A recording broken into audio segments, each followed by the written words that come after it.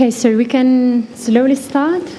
Good morning, everybody, and welcome.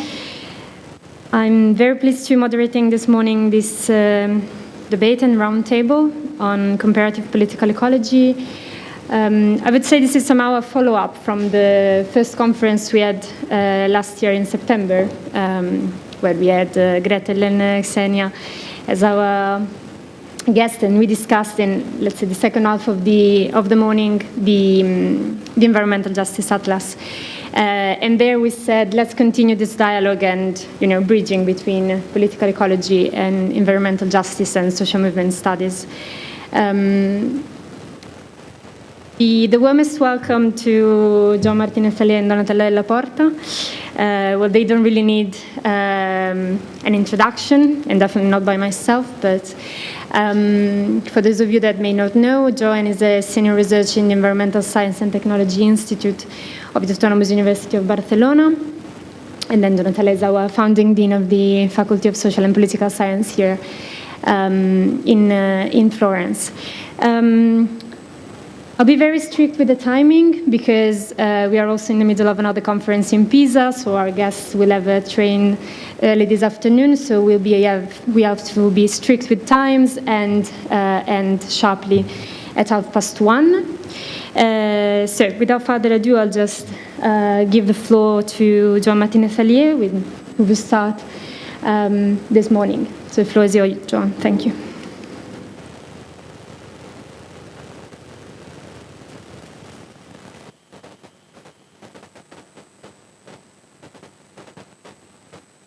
So thank you. It's not very early in the morning, but I know that some people are still coming. And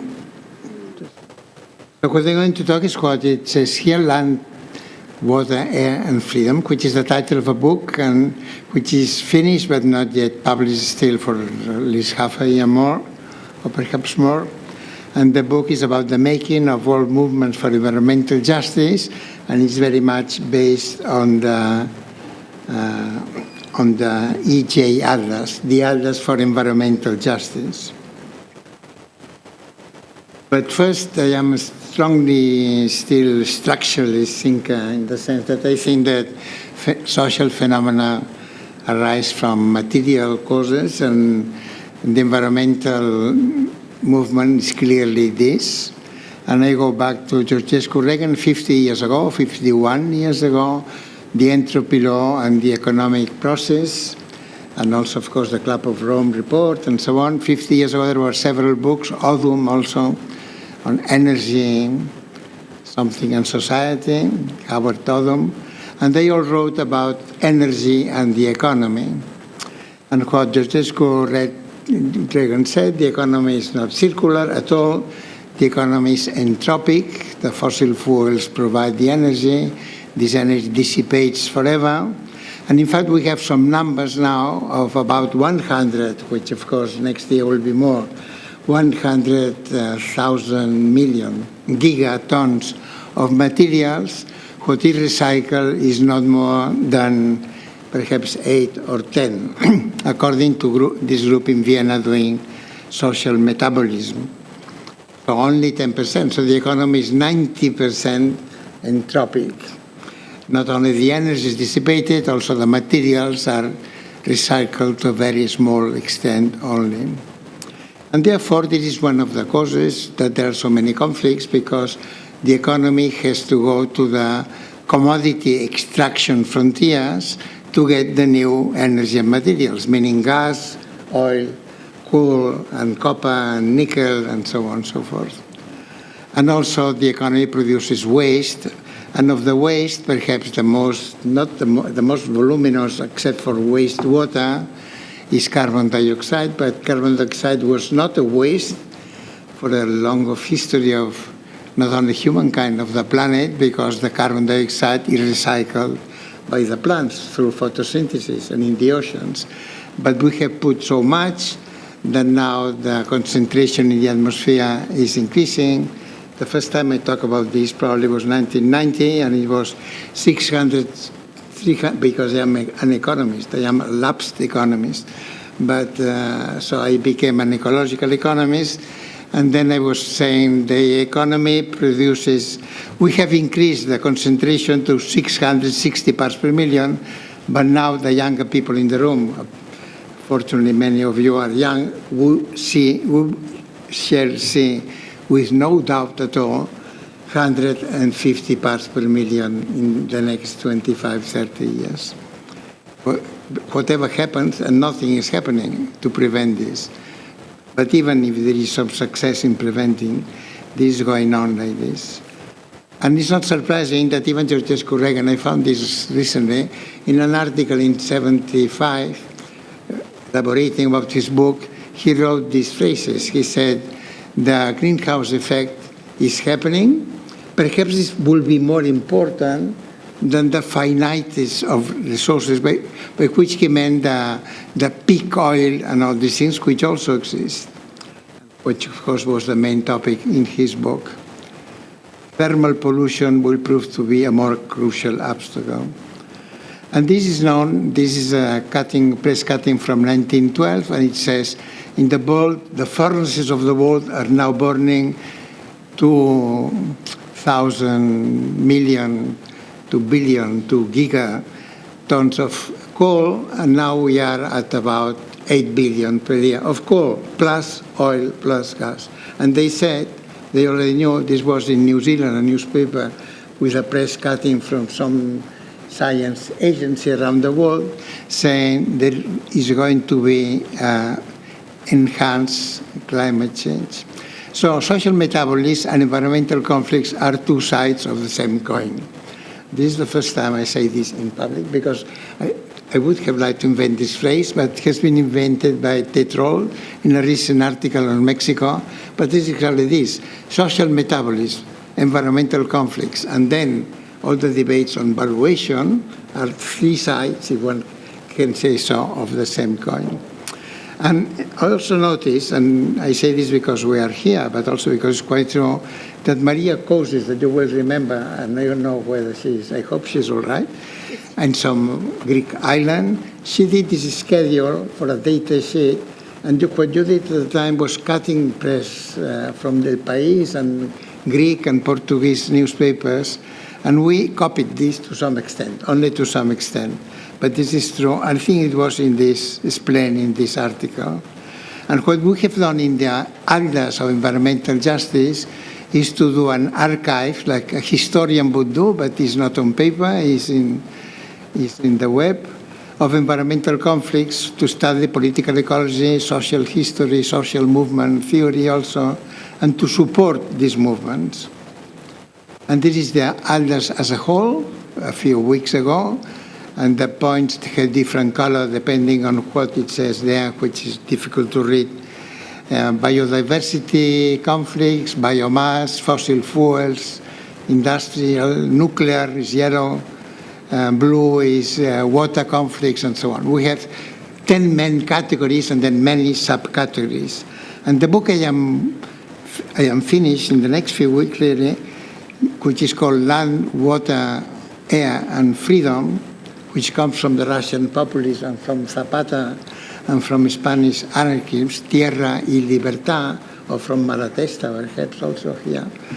And I like this kind of tradition, but I have added the water and the air, isn't it? You cannot say land, freedom, land, water, air, the killing curve, and greenhouse effect, and freedom at the end. Is too long, isn't it? But this is what I meant. And there are 500 conflicts in the book, so, taken from the others. Some of them I have written myself, some of them are people in the room, some of them, and that we have been working on this already for about 12 years. This is the table of contents, which of course I have to go very quickly through this. There are 30 chapters, and some are transversal. For instance, Chapter 10, the World Anti-Nuclear Movement, which is, I know because of my age, how it began in the 70s, biodiversity conservation against military conservation, and the others are geographic, including the Arctic, which is also transversal, in fact, because it's about conflicts around the Arctic, from Alaska and Canada, Scandinavia, and Siberia. And then there's the last 15 are those. Also, some of them are transversal across the world, like 16. LFU means leave fossil fuels on the ground, and comes from Nigeria, from Nimobasi. Fossil leaf oil in the soil, and then leaf coal in the hole, and so on. And also from Ecuador. They said this already in the 70s, Oil Watch. And then working class environmentalists with something from Gretel Navas in the room, agrarian justice, religious movements which are very active in these things, more than I ever thought, and so on. You can see here the main titles, and of course there are many subtitles, and it's a long book. It's a very long book. And now, leaving the book, I'll come back in a minute. This links with social movement theory, and we are here, not only the Donatello exhibition, also the Donatella exhibition of the social, the normal school of this kind of study, isn't it? So I asked this question of whether, it's okay, I'm sorry. I asked this question of whether there is a global environmental justice movement. It's a genuine question. We don't know yet the answer. I don't know the answer. But I think there is, and the map supports, the atlas supports this idea. First, there are grievances and claims, and then there are events and episodes, as what's his name, Adams mentioned this, or you. Grievances and claims in any kind of movement, the feminist movement, the working class movement, grievances and claims, no? The working class movement, the 8-hour day, for instance, no? And this day was achieved in some places in the world. Grievances, claims, events, and episodes, and sometimes slogans, iconography, as we can see later a little bit with Teresa Sanz here in the room, iconography, banners and so on, documentaries, and perhaps organizations. But I understand that organizations are not so important. I could totally agree on this, but I'm not sure. And then you see, you can read the rest of the theoretical points here, isn't it? And of course, social movements are not political parties, but they are not single issued necessarily. And environmental justice movement, despite the name, is very intersectional and connects with many other movements.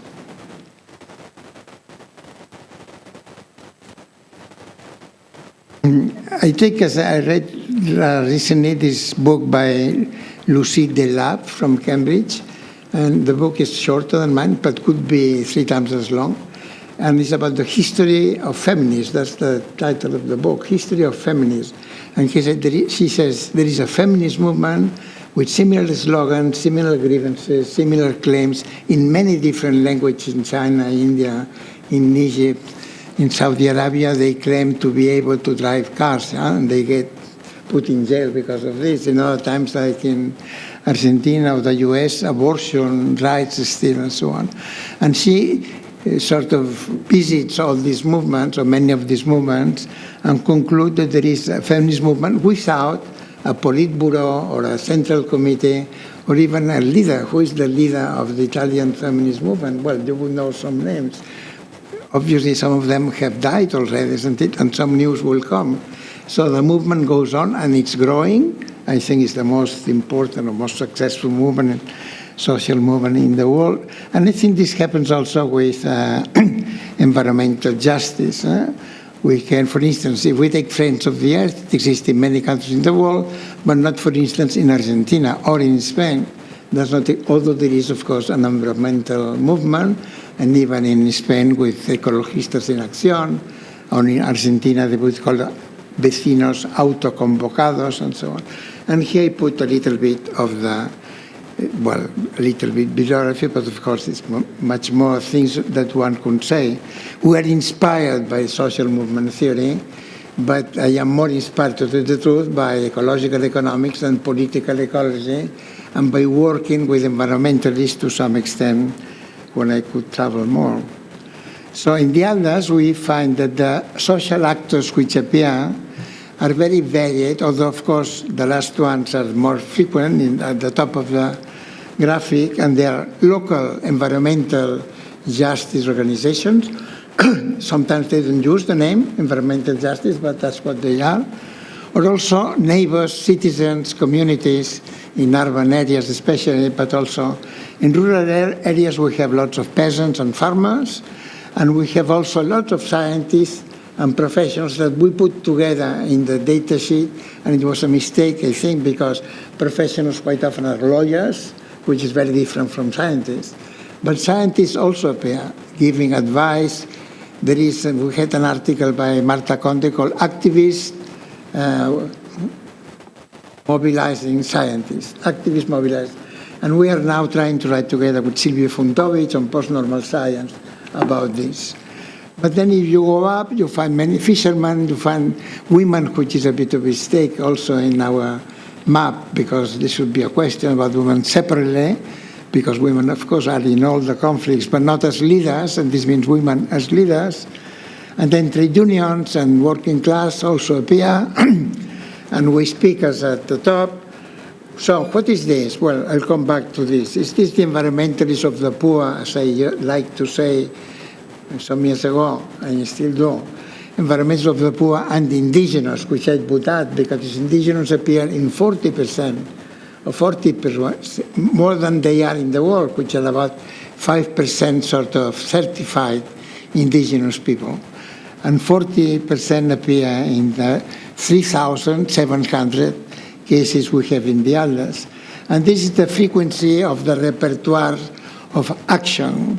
And one could better classify this into class groups, I think.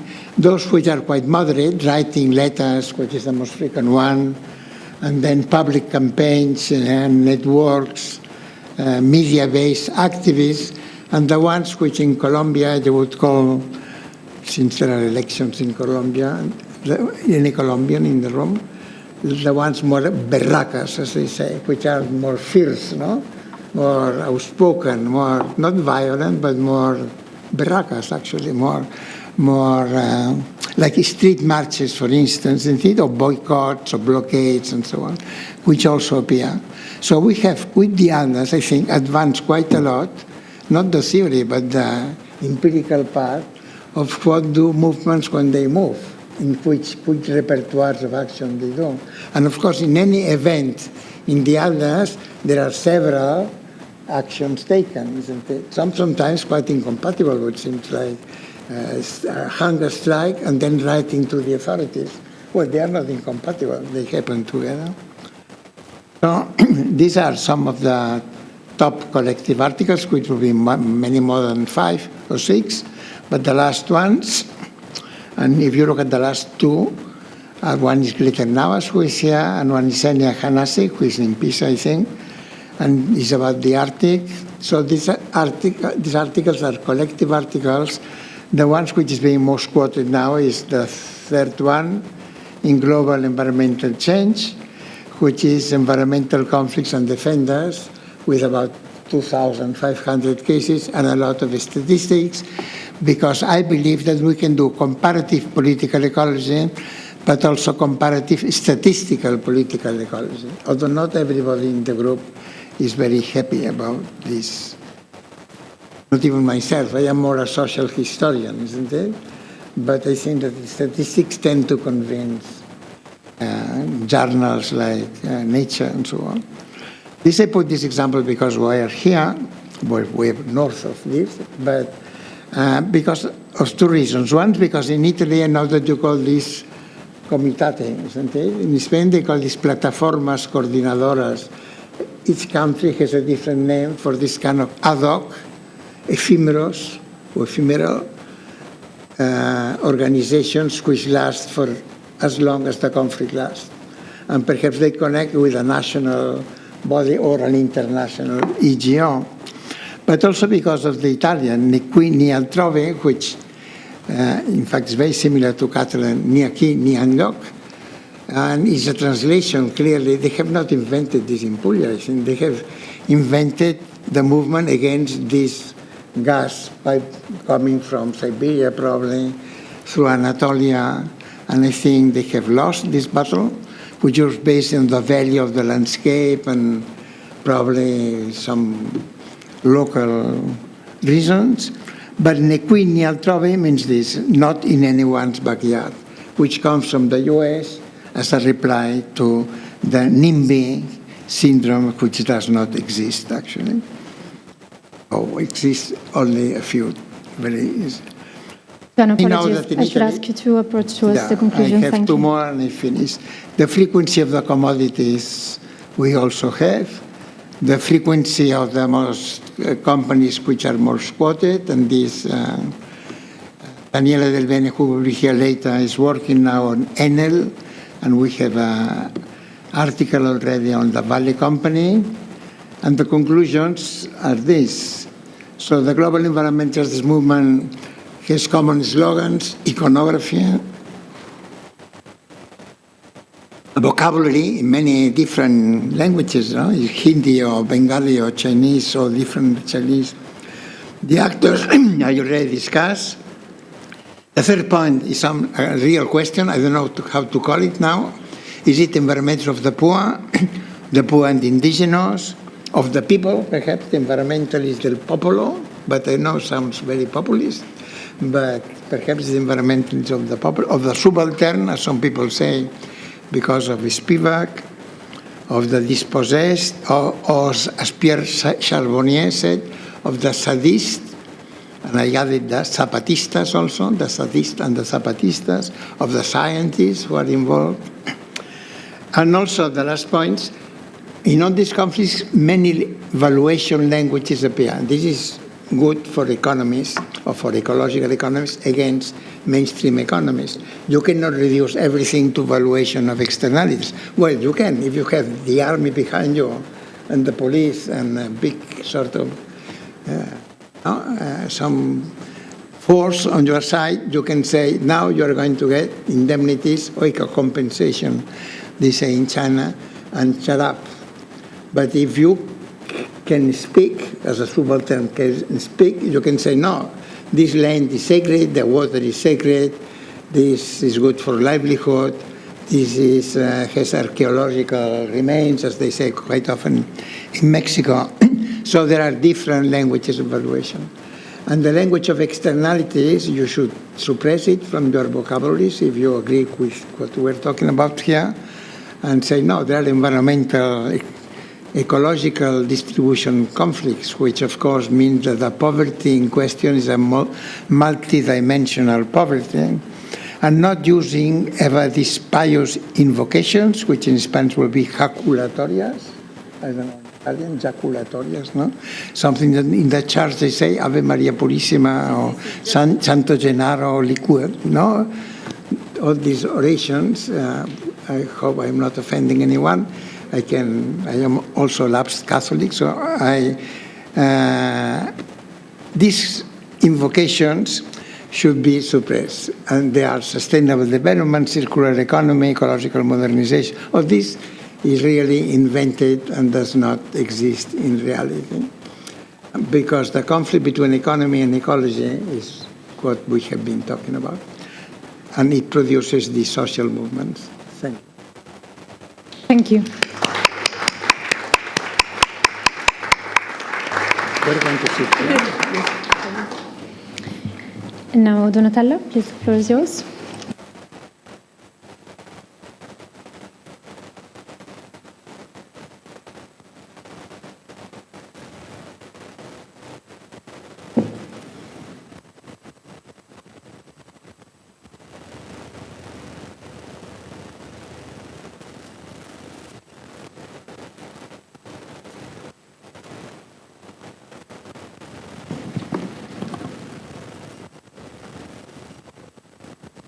Well, thank you, Juan, and thank you to all for those who have contributed to organize this encounter, which is just one of several encounters between Cosmos and the Atlas project.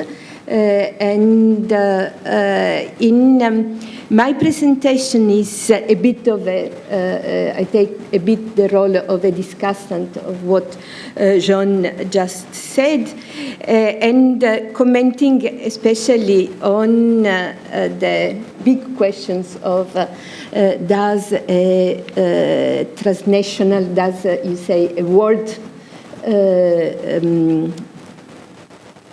movement develop? Did it develop? Is it on the making? And when you refer in the title of the book to E.P. Thompson and the making of the working class, what we know from there is that the movements are always to a certain extent imagined type of community, that no answer can be given on the basis of hard type of data when it exists and when it doesn't, but that it is important to reflect on various dimensions of transnationalizations. And I think that it would be interesting also later on to discuss about which type of data can help us addressing questions that will always remain open, but which is a relevant questions. And we have decided to combine these reflections on Joan's book and the Atlas with a project that we are just starting on translocal relationship between solidarity groups. So environmental solidarity is also an important concept, but we want to reflect on these issues of which type of dimensions and which type of mechanisms brings about processes of transnationalizations that then could help us addressing the questions of does world movements on environmental justice exist or not. And social movement studies have been reflecting on the issues of transnationalization, and I wanted to try to plot these different reflections in terms of mechanisms of potential development of the making of the environmental justice movement, reflecting not only on the word term, but also on which type of movements this would be. So if there is a global movement, is it one focusing on environmental? Is it more intersectional? How much the different points in your map converge around which type of struggles and so on. I said social movement studies have been reflecting on this, also noting that in different times we tend to have different paths of transnationalizations. That we had a sort of very visible path with the global justice movement, and then European social forums. This year is the 20th anniversary of the first European social forum that we also will remember here. But this type of attempt to create global movements addressing issues as broad as social justice seem to have undergone some challenges, especially during the anti-austerity protest, which was instead more connected with a specific type of countries, and also a sort of fragmentations of movements on specific type of identities. Joan cited the women's movement. We are discussing about the environmental justice movement. So it looked like the global justice movement did represent not only an attempt to go global, but also an attempt to connect different topics that later on were partially split again in separate domain in our studies, but also for the activists themselves.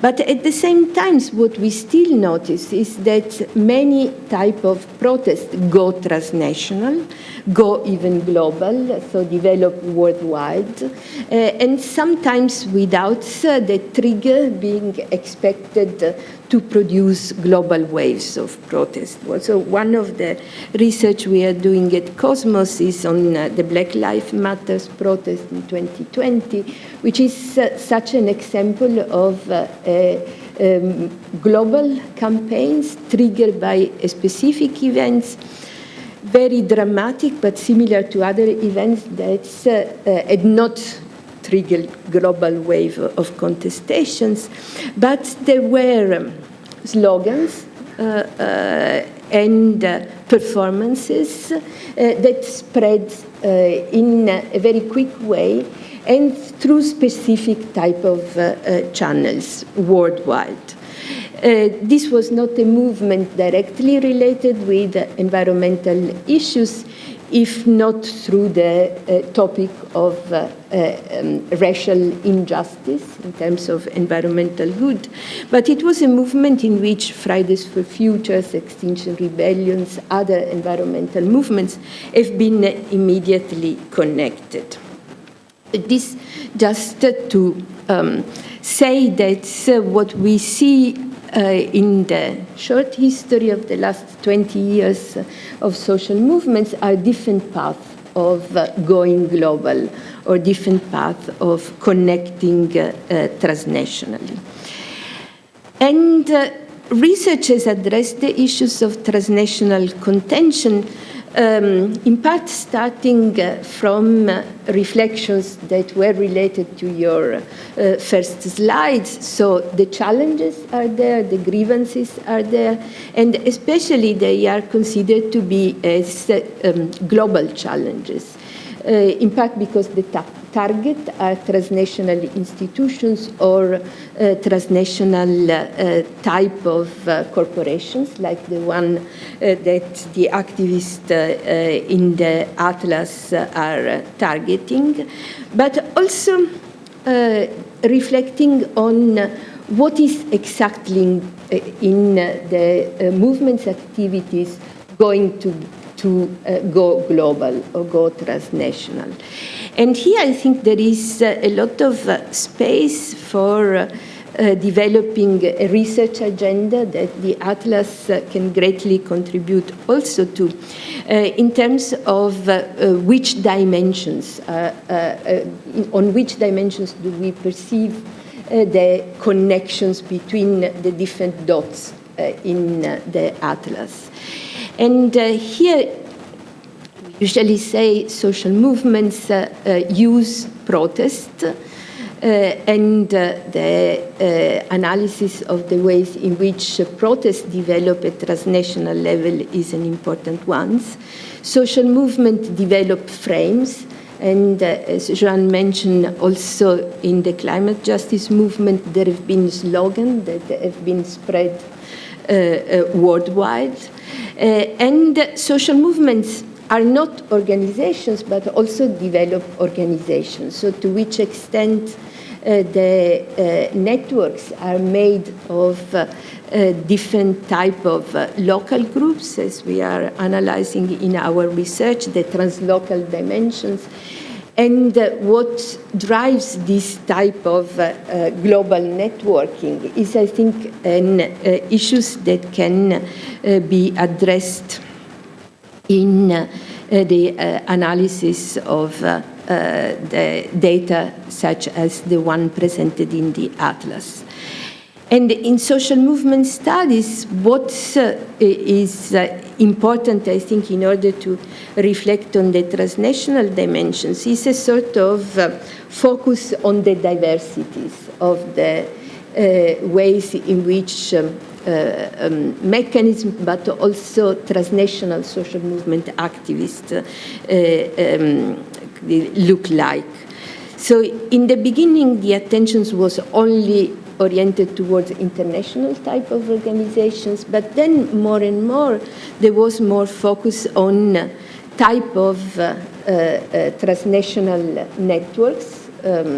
And there we find very different typologies from the formally organized groups that we know, the Big Five, the international organizations, to a lot of transnational networks that coalesce around different dimensions. So in some cases, they network together because they have the same targets, like they are fighting against dams, big infrastructures, mines, and so on, and they are fighting against the same companies.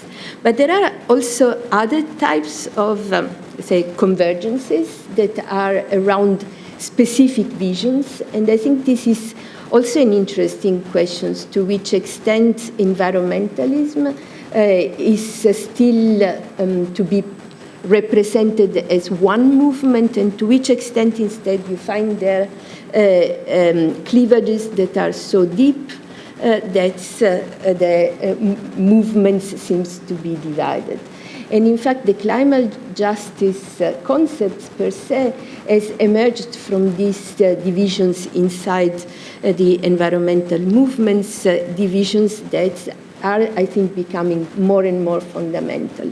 And referring to your last slide, Joan, I think that what is in fact important to consider in this moment is the extent in which, on the one hand, the environmentalism of the rich, to say so, moved towards ideas of green economy, renewable energies, and so on, but on the other hand, forgot or opposed, without mentioning them, an environmentalism of the poor that risk paying all the cost of the green economy in the rich countries.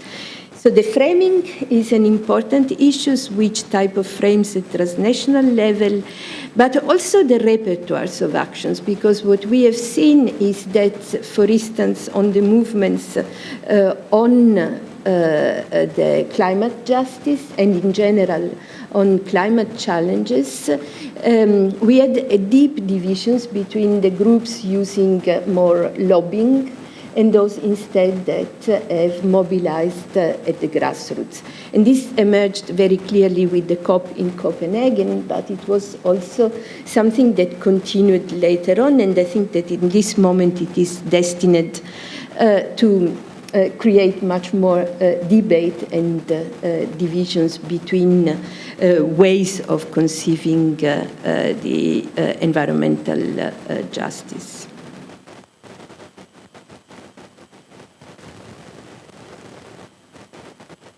Okay, what we find also in terms of questions that we can address is which type of path do we find that leads towards transnational connections. In social movement studies, we have singled out path of domestications in this, that I think are actual also in the ways in which the climate justice movement developed, because there are several cases of conflicts in nations in which political opportunities are very limited, that are taken over or that are helped and supported by different types of activists that are mobilized at the national level and try to address international politics, but also that are mobilized at the transnational level, trying to address the national politics. So we have different potentials for interactions between the different movements, allying at the national level to address international politics, but also vice versa. And we have examples of transnationalizations, like the one that I mentioned, main example, World Social Forums, global justice movements, and so on. So there are different paths, and the interesting things that has been noted in previous waves of protest is that these paths tend to interact with each other, tend to produce more and more transnational dynamics, even when they start as processes of domestications or externalization. Forms of diffusions. I think this is another question that the Atlas can help addressing, is when we see transnationalizations of especially frames, like the one that you mentioned, the sort of development of NOP type of slogans, not on the planet Earth. How are these type of frames spread? How is these common dimensions developed? And what we have seen is that different movements have developed these different forms of cross-national diffusions. That with the global justice movement, the process was more thick. It was more developed around one big network of organizations. That this process was challenged, and in fact the story of the World Social Forums is a story of continual renewal to address difficulties and challenges around these global attempts at organizations. But we see that cross-national diffusions still happens and still develops, as in the case of the Black Lives Matter, using different types of channel, much more thin, so much more related also with small groups of activists that very often use new technologies, but also a very dense type of organizational networks in order to spread some common ideas. And here I think that's what we saw in 2019 before the pandemic is even strengthened in the recent movement. So in the Black Lives Matter protest, what we saw is that often the protests spread at a very local level through global connections that were allowed by the global social media, but they could spread especially because they were embedded in a dense networks of organizations, of which the environmental groups were also part. This we saw already. So I think this is my last slide. And I think what is also interesting to reflect upon, not to answer the questions of the making of a world global justice, environmental justice movement, but to reflect on the dynamics inside it, is the various type of, say, cleavages that we can observe on three main dimensions in social movement studies: on the organizational dimensions, on the actions dimensions, and on the frames type of dimensions. And I think it's what we see in social movements that address global issues is always the merging of these different type of, let's say, strategies, always intentions within social movements, but it is worth reflecting on the main dimensions on which we see globalization's happenings. And I think in terms of organizations, what we see are different processes. One, to use terms that have been developed in the analysis, especially of communication processes within social movement by Lance Bennett and the others, organizations that move between the collective dimension, so the creation of networks that are quite, if not stable, because they tend to be also coordinations ad hoc, but that give also residuals, and create so this type of transnational networks versus type of connective dimension, so versus events that are produced at a transnational level but then tend to disappear without leaving much residual behind.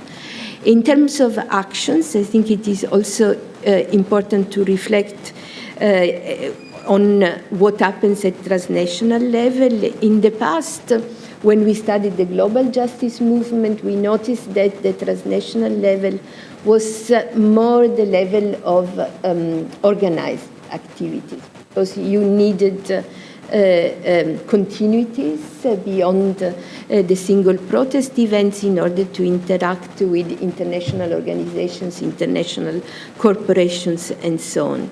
But the pros and cons of lobbyism have been directly challenged and addressed within the climate justice movement since Copenhagen and after.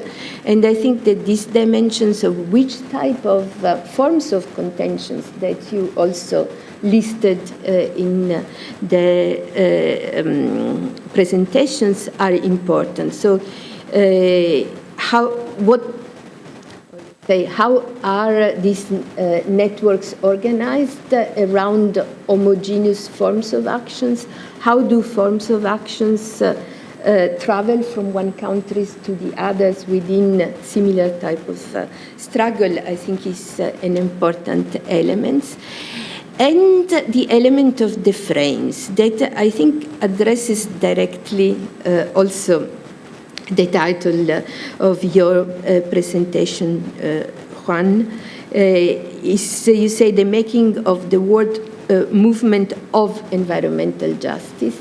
And I think here the question mark is about the specificity of these movements. So what we saw with the pandemic in particular is the networking not only within a type of issues, but especially across issues. So that issues of global justice have been connected with issues of environmentalism, with issues of gender equalities and gender rights, and they have been connected also in oppositions towards what has been defined as backlash, backsliding, and so on.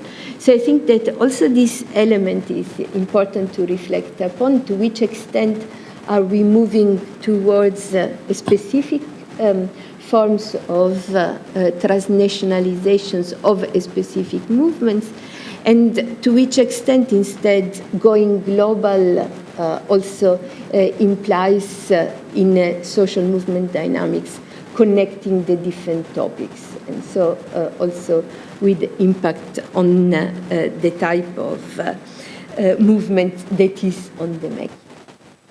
Thank you very much.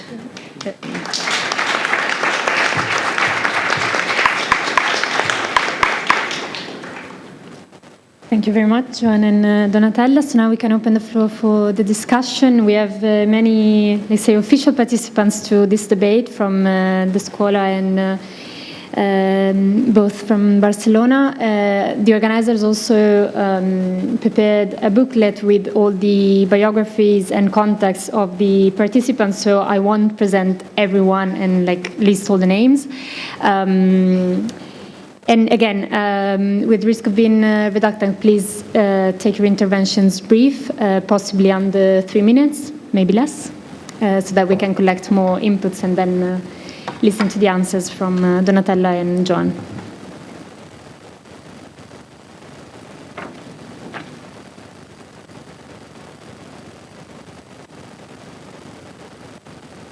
Any icebreakers? Okay, we have one.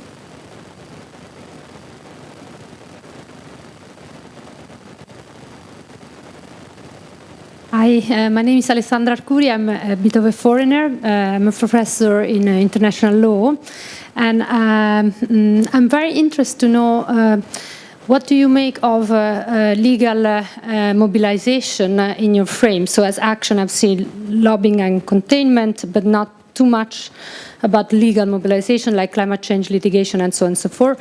And symmetrically, have you thought about legal, I'm writing about that, so counter-mobilization. So at the international level, we have system of international economic law, particularly investment treaties, that are used to suppress mobilization. Is there anything on that in both your works? And I take this occasion to thank both of you for your work, which is very inspiring, and I think under-studied in law, which is something which ought to be corrected. Thanks.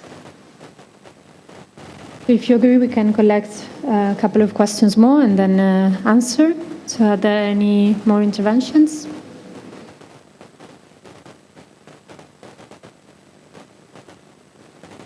Thank you so much for the presentations. I am PhD from Lausanne University. I'm really interested in these climate movements and environmental justice movements at European level, and I mean,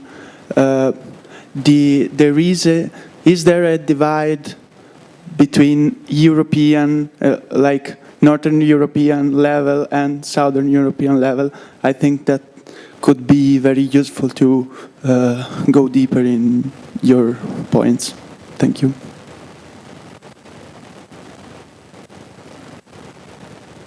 Hi, my name is Javiera Brandiran. I'm a professor of global studies at the University of California, Santa Barbara, and I have a slightly more speculative question. Given your long experiences and knowledge of global social movements, would you be willing to speculate a little bit on what impact, if any, you think the current war in Ukraine might be having on the global climate justice movement, environmental justice movements, climate change debates among movements globally? Thanks.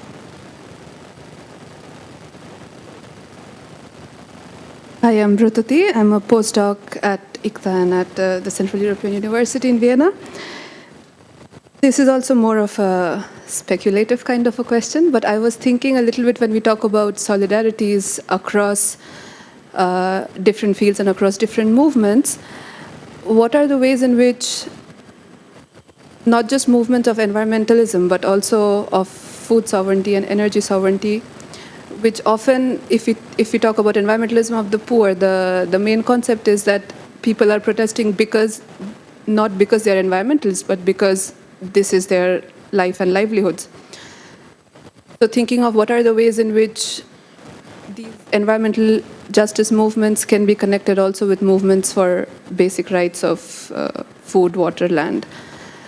And thinking how a little bit, but because Pello's work has been connecting Black Lives Matters and critical environmental justice.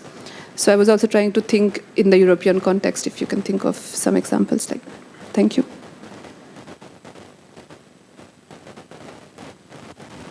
Good morning. I'm Tommaso Fattori. I'm an activist, mainly an activist.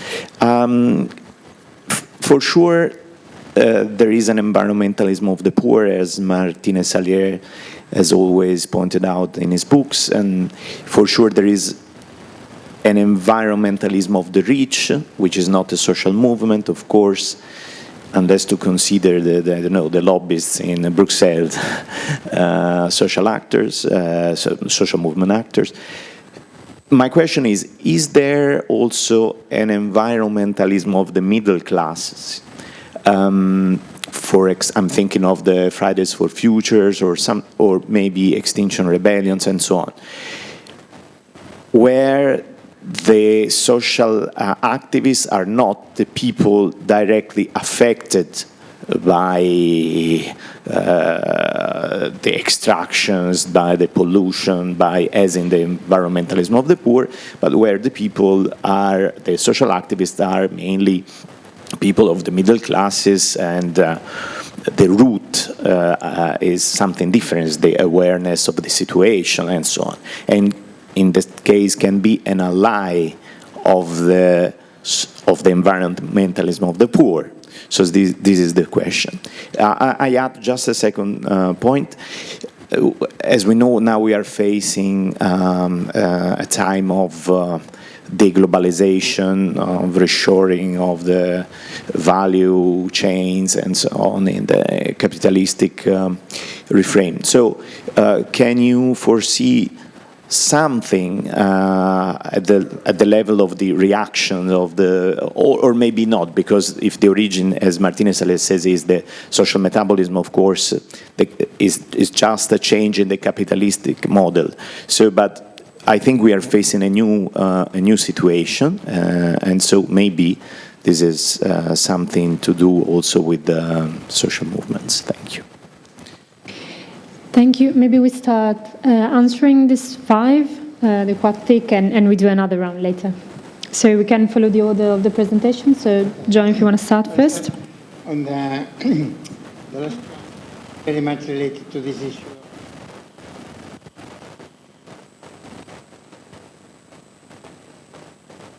I have always thought that at the time of the Social Forum in Rio de Janeiro and Genova here and so on, I thought the common enemy was neoliberalism, at least in the framing that the people were giving to this.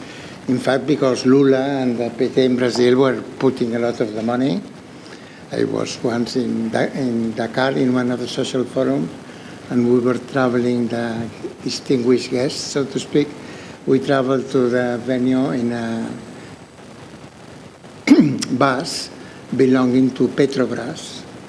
There was even like an attempt to strike and not go into the bus, but we were invited guests from Petrobras and Odebrecht, probably indirectly, and so on. So the Brazilian roots of the social forum got a bit discredited, and I think this has to do with this, what you call the global justice movement, which I think does not exist as a social movement, was more top-down, as you said. And it has to do with neoliberalism. I think that from a social metabolic point of view, neoliberalism is more or less irrelevant. Keynesian social democratic, as Brundtland was herself, actually, Keynesian and social democratic politician. And the report was the statement from Keynesian social democracy, discovering the environment and sustainable development. Well, this has been compatible with increase in the social metabolism.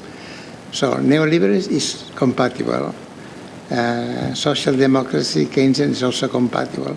What remains is what ended in 1990, which was Soviet-style economies, more or less ended. And they were totally driven by increase in the social metabolism and producing lots of environmental conflicts, including a lot of internal nuclear conflicts on nuclear testing, but also on nuclear waste and so on, which still exists. We have an article with Senia Hanasek recently on this. The remains, the post-Soviet remains, and even in Belarus, they just built a 2,000 megawatts nuclear. So this nuclear admiration from Lenin, but shortly after Lenin, or from Bernardsky it comes, in fact, has been part of what you cannot call this neoliberalism, isn't it? You cannot call the Chinese economy neoliberal, I think. This would be a totally different meeting, and we can on political economy more than ecology, isn't it? So I think there is a big mistake in this thing that the people who oppose at the commodity frontiers and at the waste disposal frontiers, what is going on, doesn't matter how, in a way, how they see themselves, whether middle class or poor or indigenous people quite often. Well, of course it matters because it gives them the strength to say we are indigenous, we can claim some international rights, no? Convention 169 in Latin America and so on. Of course it matters, but if one are, as analysts, all these people, if you look at Fridays for Future, I'm focusing on the last question because I think other questions go together. Fridays for Future in Europe is Greta Thunberg, but in India is Disha Ravi from Bangalore, who was put in prison very soon after saying, I am Fridays for Future, and with banners saying, give money to the farmers, when the Punjab farmers were in the streets, on the roads, don't give money to coal. Not to give money to coal in India is not something so easy, isn't it? It's more or less like don't give money to Putin for the gas. I mean, it stops the economy. No coal, no economy. No gas, no economy. No oil, no economy. And therefore, no industrial economy as we know it. And therefore, and in Tanzania, there is another girl, Vanessa Nakate, I think, who was in Paris a few weeks ago, trying in the National Assembly, I imagine with Mélenchon's friends, trying to convince the government of France, Macron, not to be so friendly with Total in Uganda and Tanzania, where they are building 1,400 kilometers pipeline of oil from Lake Albert to. So these people are from the south. Of course, they are young people, they have gone to school, they speak English, so they know Greta Thunberg. And they take big risks compared to that, in the case of India, very clearly. So I think, yeah, this difference middle class, rich, poor, I think we should perhaps try to see what happens, who are the activists, who are the real ground activists, and perhaps we can adjourn a little bit to, because the environment of the poor comes from something that Donald knows very well, and that we never mention anymore, which is Ronald Inglehart, who died recently. But his shadow is still here, isn't it? Most political scientists and socialists have believed that environmentalism was a new social movement of trendy people of the 70s. Post-materialists, they said. Although, of course, we were, and you probably were, anti-nuclear, anti-DDT, anti-glyphosate, here in Italy with doctors Laura Conti and so on. So most materialists than this, I don't know how you can be. If you are anti-nuclear, you don't see nuclear radiation, but you can feel it quite well. Therefore, all this has been, so who are the protagonists of this movement? And which are the repertoires of contention? For instance, the law appears very often among the forms of action that we have, and in the map, very, very often. Sometimes as complaints against environmental impact assessments, and in part as other forms of bringing people to justice, attempting to do so. Internationally is very different, very difficult, as we know from Chevron and scandalous things like this. But it's also true what you say, that we should also have a table of forms of action from the companies and the police and the governments. We could have this with the others easily, forms of action. Some people believe that, as Alex Dunlap, which I think exaggerates a bit, that companies are brought up on anti-counter insurgency manuals from the US, from the Vietnam War, or from the French intelligence from the Algerian War, or whatever, or the Spanish intelligence, so to speak, because there was no much intelligence in the Philippine War or in the Cuban War of 120. Know how to people, know how to repress people very strongly, killing people, and this is what companies do to a large extent. We have like 500 cases of people killed, not people killed, events where activists are killed in the others, including some in France, a few in Spain, but of course it's a matter for the South. So this would be very interesting from slabs, which we have, which slabs means trying to bring journalists, for instance, to court for defamation and so on, and there are quite of those in the others, to killing people. Yeah, this also. So companies are into this quite seriously, yes. Governments also. Or more soft repression, like forbidding people to travel to Glasgow, for instance, or things like this. So the questions, what will happen in the world, is very tempting, but I only will say that when the Ukrainian war started, I thought of Hobsbawm's book, Age of Empires. And Age of Empires were supposed to have finished in 1918. The Ottoman Empire, the Austrian Empire, the German Empire never really took off. And the other empires in Europe became extra-European empires. So there have been some empires. And the American Empire has been very powerful. And the NATO is like the military branch of the American Empire, in my view, with some strange allies sometimes. Anyway, this age of empires perhaps coming back. Empires like power. That's all. The power in the literal energy sense of gas and oil and so on, and in the political sense. And they fight each other. Nobody understands why. I mean, why did the Spanish Empire fight the British that way? Well, because they were Protestants, perhaps, or some very feeble kind of excuse, isn't it? Or you go into geopolitics, which I hope we are forever, because I don't like geopolitics at all. But this, it seems, is what's coming back. I hope not, because this relegates climate change and everything else to this fight of empires. And you will see the younger people, not only the killing cars at 450, but also some local nuclear wars, perhaps. Small tactical weapons, nuclear war. And so this seems that it's going this way. So it's very crucial, I think, what is happening. So this is an excuse for India to swallow up Kashmir without a word from anywhere around the world. China doing her own things. The age of empires is like Orwell in a way. A missile from time to time. You keep the local people down because the enemies are outside. It's a very convenient political arrangement. Sounds pessimistic, actually, but... Yes. Trying to address quickly all questions on legal mobilization.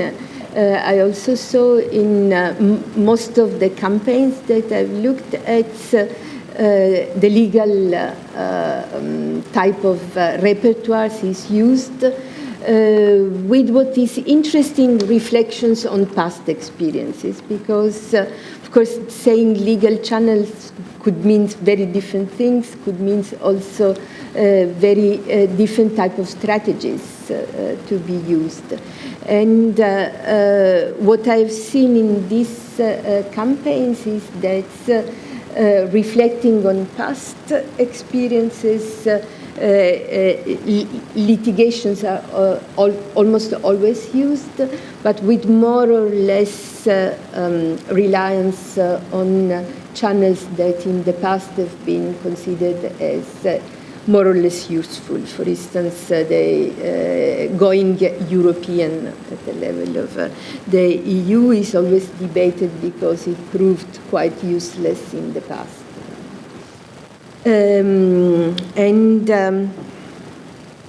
Counter mobilizations, of course, are relevant because on the litigation strategies, often they have more resources to invest. On the Northern Europe versus Southern Europe, I see differences, even though Southern Europe doesn't mean the global South, but in general, in countries like Italy, Spain, Greece, what we saw is a relatively weak type of environment, green type of movements. And so the environmental issues have usually been connected much more than in the North with other type of issues within a more, generalist type of frame, intersectional, we could say, and with more contentious type of strategies. While in the North there is traditionally stronger influence by green parties that have become more and more institutionalized and co-opted. And this connects with the questions on the war on Ukraine, because I'm just coming back from Germany. There it is very clear. The effect of the war on Ukraine has been a sort of immoral moralism with the green in power, green in government, pushing towards, on the one hand, some return to carbon, but also towards the finding alternative countries. And Habeck went to Qatar. That was considered to be as an alternative to Russia, but that really is not the main type of ecological answer. Also because the agreement is to get energies that come from fracking in the United States and is channeled through heavy dictatorship. So this is what I think is a challenge, and also the challenge of seeing the world in terms of the West and the others. So that's this, while a world climate justice movement would require thinking beyond the category of the West, the war on Ukraine in the political debate, brought back the terms Westernizations, Western democracies, Western whatever, which also implies the conceptions of the world as just us. And if we wanted to be a bit more optimistic, what one could see is also that some, especially grassroots environmental groups, community, and so on, could act as sort of spaces where activists from Russia, Ukraine, other countries can come together on going beyond the nationalist type of discourses. And in fact, I think this is already going on in the grassroots forms of food sovereignty and global villages and so on, but I think it is still very open, and the potential is very disruptive, I think, for thinking about both climate justice and a world type of networking.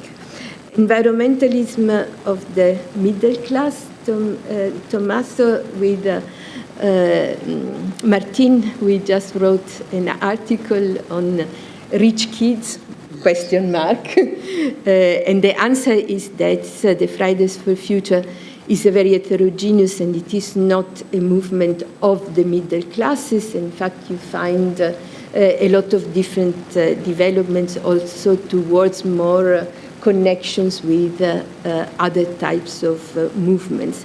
But for sure, so coming back from Germany, what emerges very clearly is that there is a way to think about climate that is renewable sources of energies here, reducing emissions in our countries, and this is, I think, a big cleavage within the environmental movements. And the German Greens are very much representing this environmentalism of the middle class, both in terms of social background, but also in terms of the type of framing of the issues. Thank you. So we have some time for a second round of questions. There was Lorenzo from before. Yes, thanks a lot. Actually, what Donatella was just saying now is a good segue. Like in social sciences, there has been a lot of discussion in the last few years around the idea of backlash, of a cultural conservative backlash, especially, of course, connected to issues of race and gender, okay, of attempts to like draw on some working class chauvinism and so on, okay, in the attempt to mobilize to the right, to the conservative side, those who feel somehow threatened by social progress in the issues of race and gender. I was wondering whether we can see the traces also of an environmental conservative backlash. Exactly along the line to what Tommaso and Donatella were discussing, the attempt to create the image of an upper middle class environmentalism, especially playing with all the attempts of greenwashing by big corporations, a certain lifestyle interpretation of environmentalism and so on. And I think there are like social and political entrepreneurs trying to play with that, okay?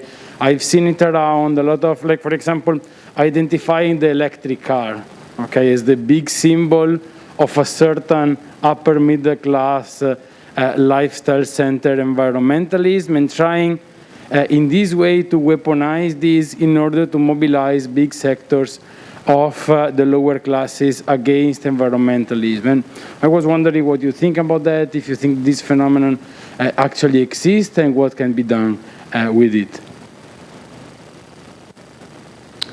Okay. Yeah, there's a question there. Manuela, do you also had one? Okay, we have a lot, so... Okay, I will be very quick. Thank you very much for these very inspiring talks. And it is a more analytical, theoretical question concerning the Europeanization versus transnationalization, or Europeanization and transnationalization. The literature on social movements in the last decades sometimes took different routes. No? The Europeanization of social movement literature developing some concept and analytical lens, the transnationalization of social movement literature developing others. However, as also Donatella showed us now in the typology of the path, there can be a very fruitful also cross-fertilization of concept, no? Like domestication, and which was born at the beginning within the Europeanization of social movement literature. So my question is simply, shall we distinguish between them? And especially today, does it make sense? So what is Europeanization of social movement? A sub-form, let's say, at a different scale of transnationalization, or does it bring to different kinds of, qualitatively speaking, form of transnational identities, frames, and repertoire? So this is my question. Thank you. Thank you.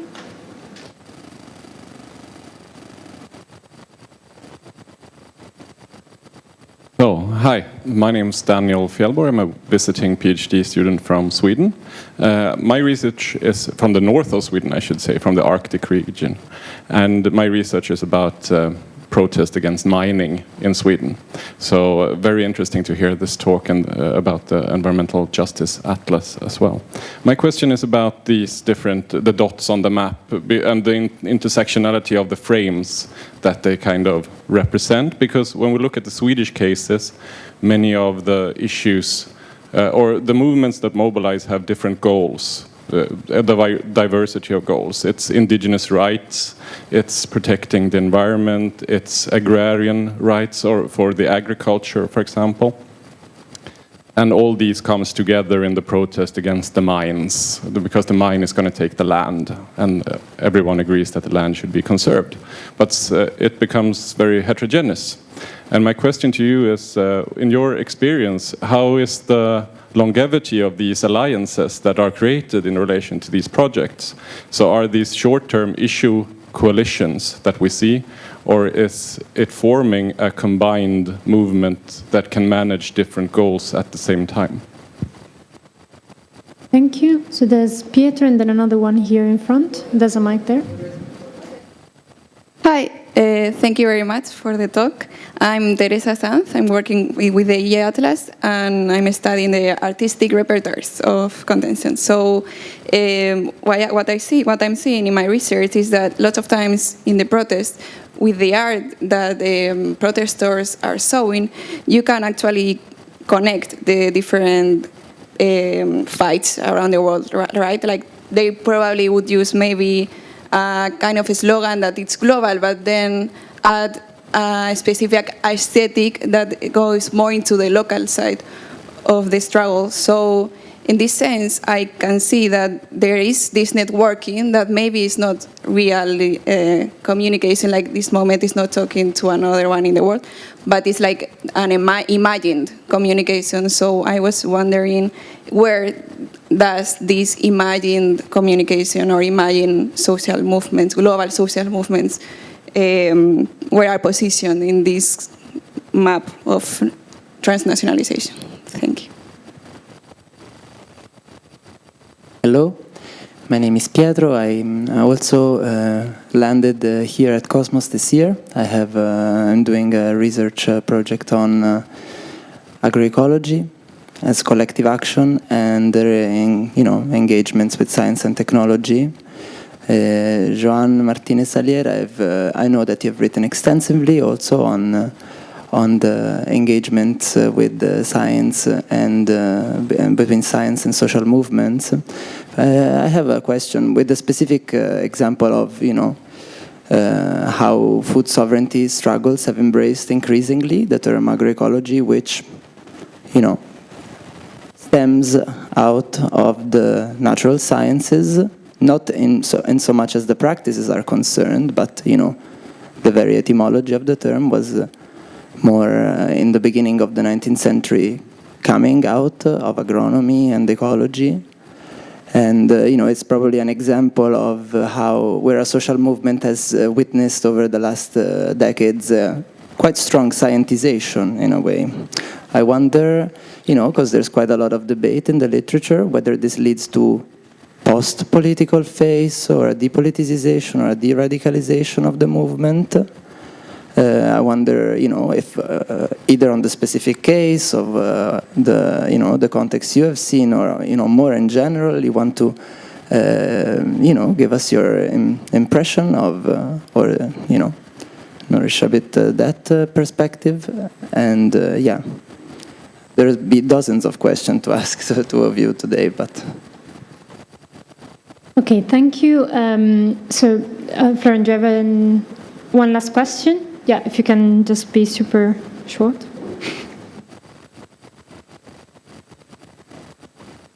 Hi, I'm Florian. I'm also here from SNS, a PhD researcher.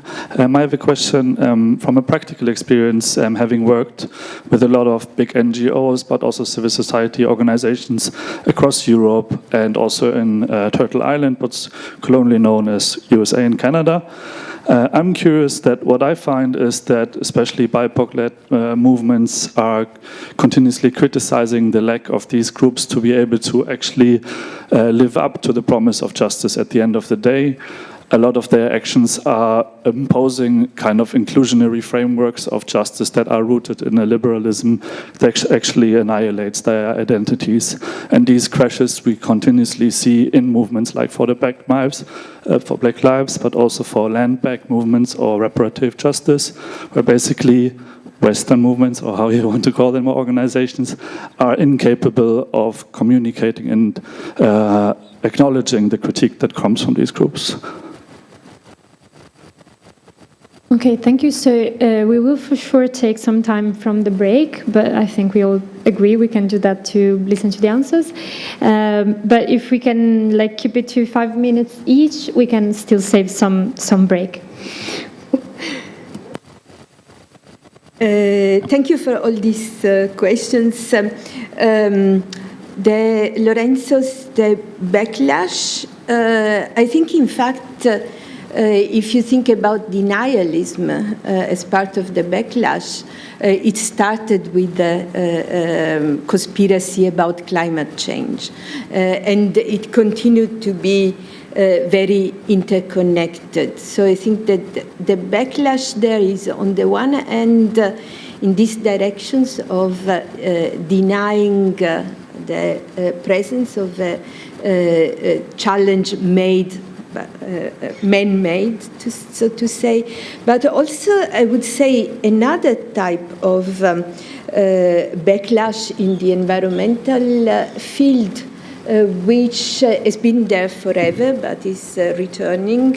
I found studying the anti-vax movement, and it is in a sort of hollowing out of the dimensions of justice and keeping this general reference to the nature, which is nothing new in the radical right thinking, but which has emerged very strongly in recent time in this exoteric milieu that we were accustomed often to consider as part of a broader environmentalist field, but which is more and more split with a large component of radical right environmental thinking that is also relying very much on conspiracy theories and so on. So I would say these two type of backlash effect. On the Europeanizations and transnationalizations, I would say that the main type of characteristics of the European type of development is that it addresses a political opportunity a system which is more structured. So what we see is that environmental movements interacting with the European Union have some specific channels of access and some practices, using petitions or using connections with especially some director generals that developed on environmental issues and so on. But I think that more in general we could say that all type of movements who go global tend to be influenced by the type of international target that they address. So it is different if you address the United Nations or the WTO. It is different if you address the World Bank. Or also for the environmental issues, what was important is the COP process, so that we can single out or trace the history of the conflicts, learning, and so on within that specific setting. So I think that if we want to reflect on the transnational dimensions, we have also to think about which is the targets. And the corporations that you single out as main target also represent a different type of challenges for the movements that tend to adapt and to organize there. Diversity of goals and potential bridging. I think that when reflecting again on the title of Juan's book, The Making of the Working Class.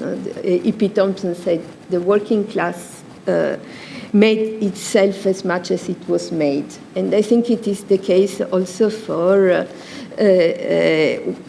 the type of movements we are reflecting upon, that as an imagined community can take a different type of goals, can develop on different type of aims, and always with internal cleavages and conflicts on these issues.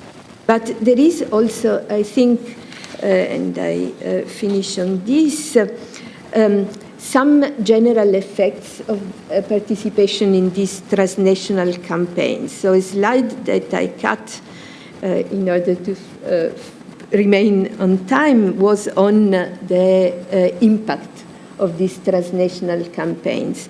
And I think that there is, in fact, very often, thinking about the artistic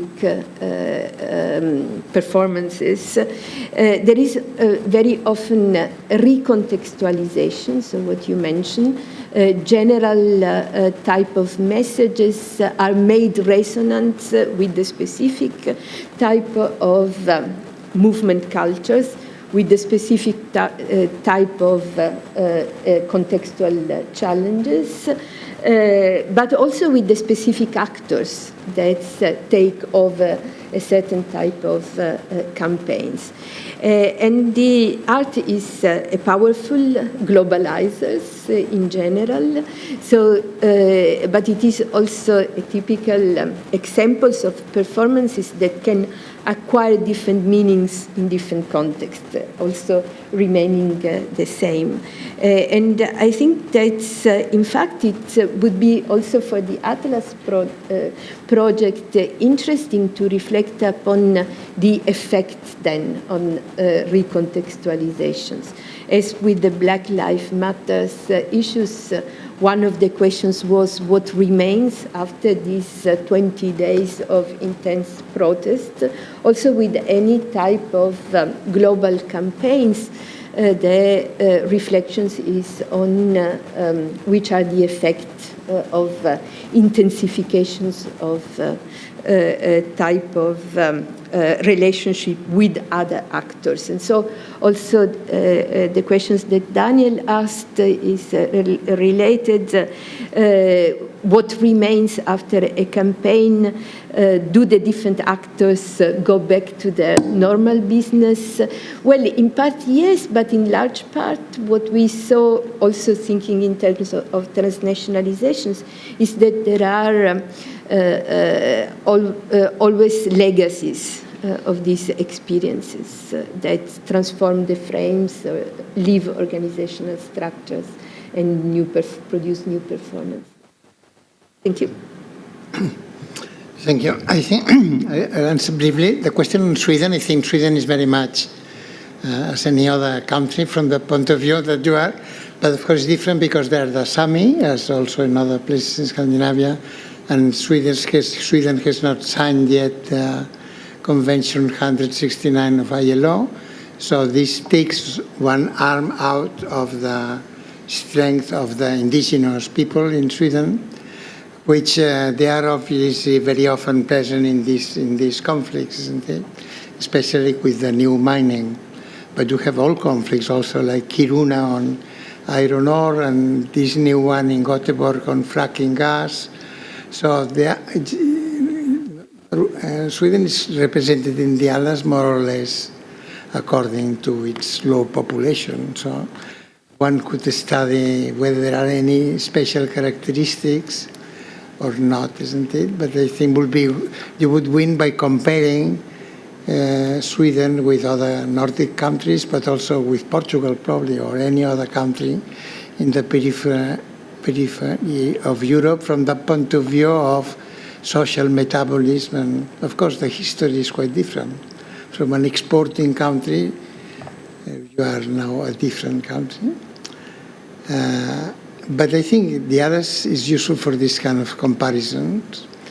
And also on agrarian movements, we're totally with you a few weeks ago in Paris. I don't know whether you knew about this a small group of students from one of the École Normale Supérieure, no, but from the École Agronomique Supérieure, or whatever it's called. They went out on the graduation date and made a speech. This speech was what? Agronomic, environmental, social, feminist, all together. Isn't it? Pro-peasant, narodnik, isn't it? Although they didn't use the word narodnik because they haven't had courses in history, probably being agronomists. But this was all in the same speech, and it's a very good speech by these students in the School of Agronomy in Paris a few days ago. So this is coming up. If you go to Latin America, you see this much more easily, or in other parts. But as I said, I think in the presentation, Via Campesina is an attempt to make an peasant international after so many centuries of jacqueries and everything. And so the peasant movement has existed in the world much before there was any attempt to have an international, isn't it? Although there were some attempts in Europe. So the peasants are more visible politically, perhaps, as they are disappearing in some places. But there are still a lot of peasants, more than ever before, because of the growth of population, isn't it? So this question about agronomy and ecology is crucial, yes, is one of the intersections as it is with indigenous and the environmental movement in Sweden. And the last question I wanted to say was about the states, because the word domestication has been used by Donatella. The environmental justice, as we know, the words were invented in the US, more or less in 1991, in this meeting after Warren County in 82, in Washington, and they proclaimed the 17 principles of environmental justice, which in my view are just marvelous. And they are totally international. And they are totally against also on humans and other species. So the whales appear there. Of course, the Inuits were there, some Inuits and some indigenous people. Of course, it was a Black Lives Matter meeting. What happened in the States, in my interpretation, and there are some Native Americans here, that it was co-opted. It was co-opted, domesticated by the Democratic presidents, from Clinton and now probably this one and so on. And I remember Bullard himself explaining this, how he would go to Washington the day they were going to, Alan Gore was having a lot of people in the White House, and he, the ideologist in a way, was called by phone the day before saying, please come for the photograph, and they didn't know one thing about the real issue. What has happened? The US, despite these international principles, the official, so to speak, environmental justice movement against environmental racism has done lots of good things, including the Dakota pipeline and the Keystone. All this comes from indigenous movements, indeed, but does not care about what happens outside the US, or if they care, they don't do anything. So you don't find environmentalist people going to the court in New York and complaining against the restorative justice, which is putting the lawyer Dossinger in jail because of defending Texaco, the Ecuadorian in Texaco.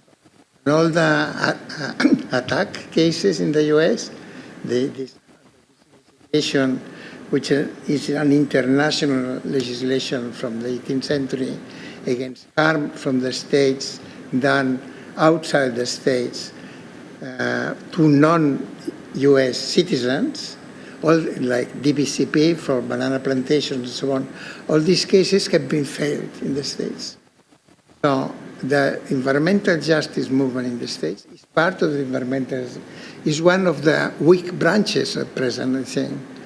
Although, of course, the emphasis on anti-racism and so on is because they have focused on what the US is called minorities. The world is a majority. In the US, to use another US word, I understand this is called BIPOC, isn't it? B, Black, Indigenous, People of Color. Well, if you add some women, 30% of women to the BIPOCs, this is the majority of humankind. So I am going to subtitle the book, The Environmentalists of the BIPOC, and BIPOC, and it's going to be, it won't be very commercially successful, I think.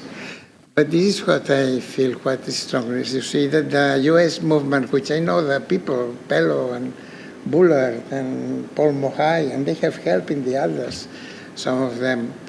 But power in the US is the corporations, is it's very powerful power. And they see this power as racialized minorities who have just survived, and with Martin Luther King they managed to be able to take the bus, isn't it? And that's more or less it. They have no strength to cope around about the rest of the world. And they're very ignorant sometimes. Not the people I have mentioned, but people in the States, they don't even have passport normally, isn't it? So Europeans, perhaps because of our anti-colonial feeling of guilt, I mean, at least in countries, we travel more, I think. We have this feeling of guilt. The Americans also have any feeling of, if they do, it's about local slavery, but not about colonialism in the world. But these are wild generalizations. But I think it is important because, for instance, we wouldn't be talking about environmental justice probably without the youth movement of the 80s and 90s. But then Thank you. The world, this is the majority of the world. So blacks, if you say black and brown lives matter, it's most people in the world. Thank you very much. So we can save the last 5 minutes of the break. I just have to remind two people that are on the program, so those whose names are here, that you need to register on the table down there, otherwise you're not coming to lunch. So that's good motivation. So we reconvene here at 12:15, and thank you very much to everyone.